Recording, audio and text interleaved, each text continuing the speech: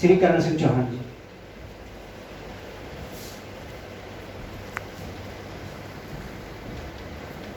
आज हम कटनी किसान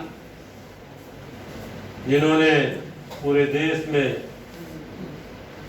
काव्य पाठ के माध्यम से, व्यंग्यकार के माध्यम से हमारे कटनी का नाम रोशन किया,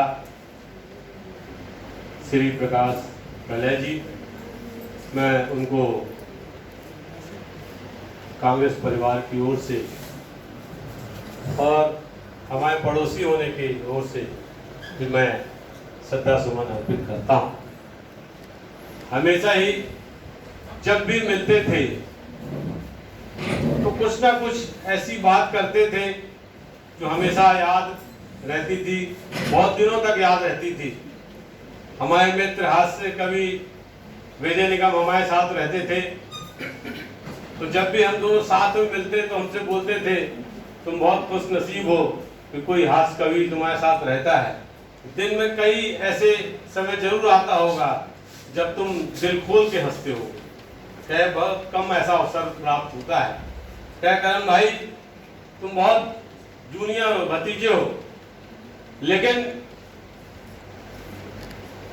जिंदगी में जब मैं जाऊं तो मुझे लोग हास्य व्यंग्यकार के रूप में हमेशा महसूस करें, हमारी कविताएं पढ़ें। आज मैं जब आशीष भाई का फोन आया तो मैंने सोचा कि इतने बड़े हास्य कवि क्या बोलते थे और उनका वो हास्य किस स्तर का होता था, ये बात बहुत पते की होती है। क्योंकि आजकल लोग जो हास्य कवि के माध्यम से परोसते हैं वो शायद उसका स्तर वो नहीं है जो वो प्रकाश प्रलय जी और मनोहर मनोज जी में दिखता है। मैं एक महान कवि की 4 लाइन लिख के लाया हूं। ये तो मैं नहीं कह सकता कि मैं अपनी अभिव्यक्ति कैसे दे पाऊंगा, क्योंकि मैं एक राजनेता की तरह भाषण देता हूं, लेकिन एक कविता के माध्यम से कैसे हास्य परोसते थे। मेरा वो उद्देश्य नहीं कि किसी को ठेस पहुंचे, लेकिन मैं राष्ट्र कवि संपत सरल की वो कविता है, उनका कहना है, एक तमाशेबाज राजा था। मैं आपका ध्यान आकर्षित करना चाहूंगा। राजा छटा हुआ तमाशेबाज था, वह अपनी प्रजा के मनोविज्ञान से अवगत था। अमीर गरीब अज्ञानी सब तमाशा घुस के देखते हैं। उसे पता था कि एक बार प्रजा के सम्मोहित होते ही राजा की प्रजा में ऐसी ट्यूनिंग बन जाती है कि राजा सिर पीटने की बात करे तो प्रजा तालियां बजाने लगती है। राजा ने सुशासन के लिए तमाशा ही शैली अपनाई। लोगों ने साफ पानी की आवाज उठाई। राजा ने बहती नदी पर हवाई जहाज उतार दिया। लोगों ने खाली हाथ काम मांगा। राजा ने थाली बजवाना शुरू कर दिया। प्रजा ने महंगाई की तरफ ध्यान देने को कहा। राजा ने गुफा में बैठकर ध्यान लगा लिया। नागरिक बोले यातायात की सुविधा उपलब्ध कराओ। यहां मैंने संशोधित किया है, नागरिकों ने बोला यातायात की सुविधा उपलब्ध कराओ, तो राजा ने अफगानिस्तान में यातायात सुविधा न होने की बात कहने लगा।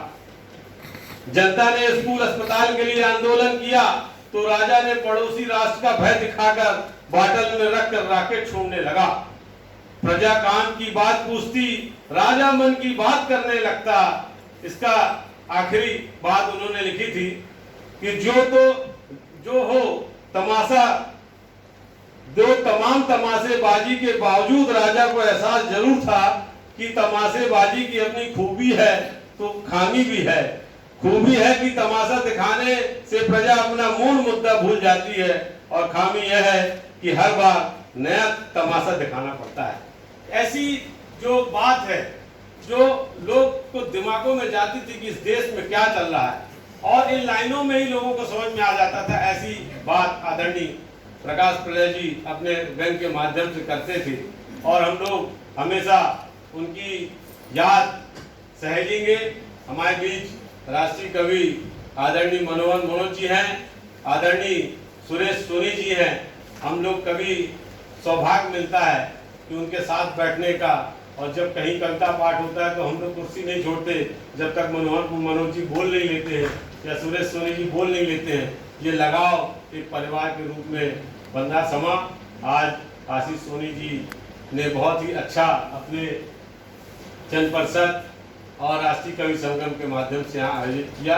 मैं श्रद्धा सुमन अर्पित करता हूँ आदरणीय